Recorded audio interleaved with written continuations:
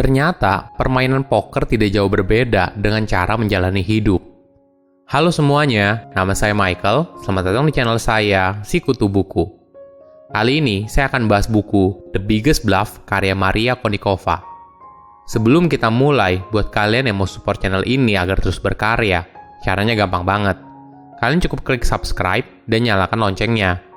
Dukungan kalian membantu banget supaya kita bisa rutin posting dan bersama-sama belajar di channel ini. Buku ini membahas soal kisah seorang penulis buku yang mendapatkan pelajaran hidup setelah menjadi pemain poker profesional.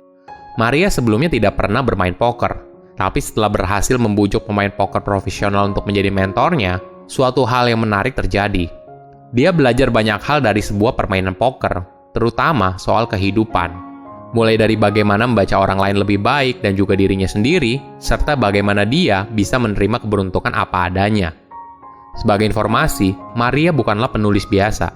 Dia punya gelar PhD dalam psikologi dan ingin mempelajari soal perilaku manusia melalui permainan poker.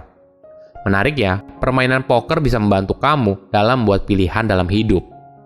Saya merangkumnya menjadi 3 hal penting dari buku ini. Pertama, perjalanan menjadi pemain poker profesional. Pada tahun 2018, Maria berhasil masuk dalam kompetisi dunia poker di Las Vegas. Padahal setahun sebelumnya, dia sama sekali tidak tahu soal poker. Bahkan dia tidak pernah sekalipun bermain poker seumur hidupnya. Petualangan poker Maria tidak semudah yang terlihat pada awalnya. Namun dia punya latar belakang yang kuat. Sebagai kandidat doktor dari Universitas Columbia, dia mempelajari soal pengambilan keputusan dan khususnya interaksi antara keahlian dan keberuntungan dalam buat pilihan hidup yang penting, apalagi di bawah tekanan. Dia juga terinspirasi oleh karya matematikawan John von Neumann, bapak game teori, yang ide dasarnya terinspirasi oleh poker. Kehidupan nyata menurut von Neumann adalah tentang gertakan, taktik kecil menipu yang membuat orang lain tidak mengetahui niat sebenarnya. Poker adalah tentang interaksi antara peluang dan kontrol, keahlian dan keberuntungan, dan dalam hal tersebut mencerminkan kehidupan nyata. Maria menceritakan tentang nasib buruk keluarganya yang terjadi pada tahun 2015. Ibunya tiba-tiba kehilangan pekerjaan sekaligus karirnya. Startup suaminya gagal. Neneknya yang selama ini terlihat bersemangat dan sehat, tiba-tiba jatuh di malam hari dan meninggal 2 hari kemudian. Sedangkan dia sendiri menderita kelainan autoimun yang aneh dan misterius. Kemalangan ini tampaknya tidak adil dan sulit diterima. Inilah yang membuat Maria akhirnya memperkuat minatnya dalam peluang dan kendali, khususnya belajar soal dunia poker. Saat mengawali petualangan pokernya, Maria memasang target yang sangat ambisius, yaitu bersaing di seri poker dunia yang bergengsi dalam waktu 1 tahun. Untuk membantu perjalanannya, Maria berusaha mendapatkan banyak dukungan dan bantuan dari beragam guru, mulai dari psikolog hingga pemain poker profesional. Dia pun akhirnya berhasil membujuk Erik Seidel, seorang legenda poker sebagai mentor yang bersedia membagikan pengalamannya, bukan hanya soal poker dan cara bertaruh, tapi juga soal budaya judi profesional dan psikologi di baliknya.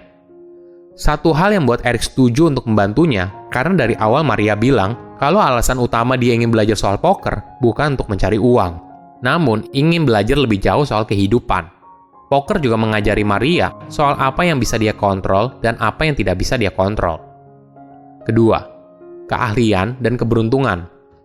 Ini adalah hal menarik soal kehidupan. Kamu bisa melakukan apapun yang kamu inginkan, namun pada akhirnya masih ada hal yang berada di luar kendalimu.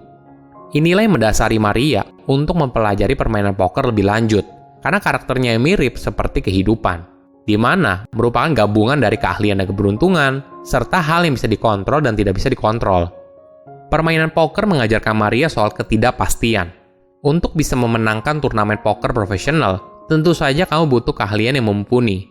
Tapi di sisi lain, kamu juga butuh keberuntungan yang luar biasa. Sama halnya di dalam hidup. Kadang strategi atau rencana sebagus apapun yang sudah kita buat, bisa hancur seketika ketika situasinya berubah. Contoh yang paling mudah diambil adalah pandemi COVID-19. Misalnya kamu adalah pengusaha di bidang pariwisata. Walaupun kamu punya rencana masa depan yang bagus, namun ketika tiba-tiba ada pandemi, semua rencana kamu bisa berantakan dan kamu harus bisa menyesuaikan diri. Ada satu hal yang menarik. Kebanyakan orang terbiasa melebih-lebihkan soal tingkat kendali mereka atas peristiwa tertentu. Kecenderungan ini lebih banyak ditemukan oleh orang pintar atau orang yang ahli di bidangnya. Mereka suka melebih-lebihkan keahlian mereka sendiri daripada keberuntungan. Akibatnya, keputusan mereka menjadi buruk. Ini adalah sebuah ilusi kendali yang menghalangi mereka melihat hidup apa adanya. Contohnya begini, mereka melakukan apa yang berhasil di masa lalu atau berpikir kalau apa yang mereka putuskan pasti akan berhasil. Orang tersebut gagal memahami bahwa keadaan telah berubah, sehingga strategi yang sebelumnya sukses tidak lagi memberikan hasil yang sama di masa depan. Mereka membuat keputusan yang buruk karena mereka tidak mau mendengar apa yang dikatakan dunia ketika hal tersebut berbeda dengan keputusan yang sudah mereka buat. Ini adalah fakta kejam di mana manusia merasa kalau diri mereka punya kendali, padahal sebenarnya itu merupakan hal yang kebetulan. Ketiga, pelajaran berharga dari permainan poker. Ketika Maria mulai bermain poker, dia sering mengeluh kepada Erik Seidel yang merupakan pelatih pokernya soal nasib buruknya. Misalnya, ketika dia mendapat kartu yang buruk atau sebagainya. Jika sudah begitu, Erik langsung memotong curhat Maria dan memintanya untuk tidak memutar ulang yang disebut Erik sebagai bad beats. Ini adalah kebiasaan mental yang sangat buruk dan tidak bisa membantu Maria menjadi pemain poker yang lebih baik. Erik mengibaratkan, curhatan Maria seperti membuang sampah ke halaman rumput orang lain. Hasilnya sama saja berbau tidak sedap. Pelajaran poker boleh dibilang sama seperti di dalam hidup. Seringkali kita tidak menyadari berapa banyak waktu yang kita habiskan memikirkan kesalahan masa lalu terus-menerus dan frustasi atas semua kejadian buruk yang ada dalam hidup kita. Kejadian ini membuat Maria sadar kalau semakin sering kita berpikir kalau kita adalah korban dari keadaan, maka kita tidak akan pernah terbuka pada kemungkinan dan peluang baru di masa depan. Dengan belajar menjadi pemain poker profesional, Maria jadi sadar soal sunk cost fallacy. Ini adalah konsep dalam dunia ekonomi dan bisnis kalau biaya yang dikeluarkan tidak bisa dikembalikan.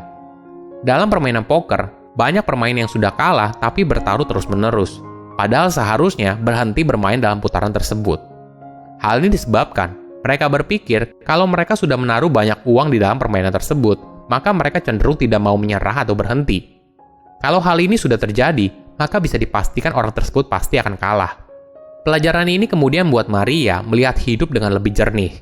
Sebagai contoh, ketika dia dan suaminya berencana untuk jalan-jalan ke Florida. Namun karena ada pandemi, mereka lalu membatalkan perjalanan tersebut walaupun mereka tidak bisa klaim refund. Maria dan suaminya belajar untuk tidak terpengaruh oleh sunk cost fallacy dalam membuat keputusan tersebut. Dalam hidup, kita harus bisa membedakan mana yang bisa kita kontrol dan tidak. Hal ini akan membantu kita untuk membuat keputusan yang lebih baik. Silahkan komen di kolom komentar pelajaran apa yang kalian dapat ketika baca buku ini. Selain itu, komen juga mau buku apa lagi yang saya review di video berikutnya. Saya undur diri, jangan lupa subscribe channel YouTube Sikutu Buku. Bye-bye.